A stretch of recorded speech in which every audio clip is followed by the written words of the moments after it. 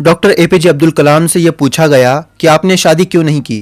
तो doctor APJ Abdul Kalam ने जो जवाब दिया वो सुनकर अगर आप एक स्टूडेंट हो तो आपके अंदर पढ़ाई करने के लिए मोटिवेशन आएगा।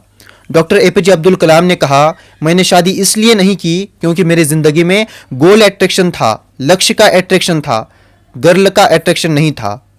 यानी डॉक्टर एपीजे अब्दुल कलाम का पूरा फोकस अपने लक्ष्य के ऊपर था। और डॉक्टर एपीजे अब्दुल कलाम से बढ़कर इस दुनिया में स्टूडेंट के लिए और कोई इंस्पिरेशन नहीं हो सकता। डॉक्टर एपीजे अब्दुल कलाम को इस दुनिया से गुजरे हुए कई साल हो गए, लेकिन आज भी दुनिया उन्हें याद करती है। डॉक्टर एपीजे अब्दुल कलाम वो हस्ती है जिनका हमारे देश इंडिया पर बहुत बड़ा एहसान है। उन्होंने हमारे देश को एटॉमिक ताकत दी है और इसी वजह से उन्हें मिसाइल मैन भी कहा जाता है।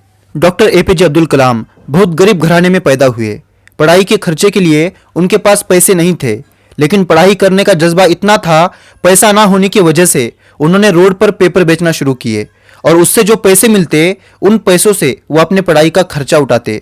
अगर किसी चीज़ को पाने के लिए दिल से इच्छा हो तो उस चीज़ को पाने के लिए इंसान कुछ भी कर सकता है और ये बात डॉक्टर एपीजे अब्दुल कलाम ने करके दिखाई।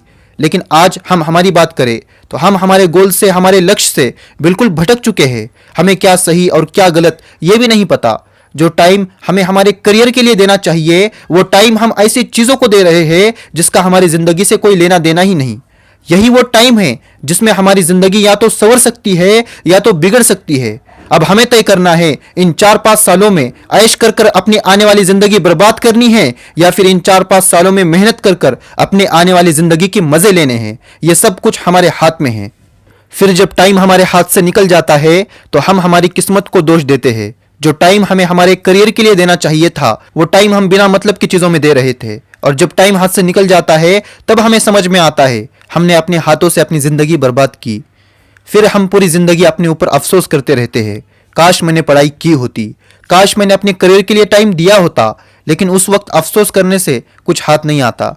बाद में अफसोस करने से अच्छा है आज अभी आपके पास जो टाइम है उसकी कदर करो। आज इस टाइम को अगर तुमने अपने करियर को देने के बजाय बिना मतलब के चीज़ों में बर्बाद कर दिया तो बाद में अफसोस करने के बजाय कुछ हाथ नहीं आएगा। और फिर जब हमें कोई रीज़न नहीं मिलता तो हम हमारी किस्मत को दोष देने लगते हैं। मेरी किस्मत ही खराब है, मेरी किस्मत में यही लिखा था। आप जो मेहनत करते हो वही आपकी किस्मत है। आप जिन चीज़ों में अपना टाइम देते हो वही आपकी किस्मत है। लेकिन हम बहुत खुशनसीब है, अभी हमारे साथ ऐसा कुछ नहीं हुआ। अभी हमारे पास अपने करियर को देने के लिए टाइम है। अभी तक जो हुआ वो हुआ, लेकिन अब हमें खुद से वादा करना है हमारा टाइम हम बिना मतलब की चीज़ों में बर्बाद नहीं करेंगे और ऐसी चीज़ों में अपना टाइम दीजिए जो आपको फ्यूचर में फ़ायदा दे। आपके आने वाली ज़िंदगी के लिए बेस्ट ऑफ लक।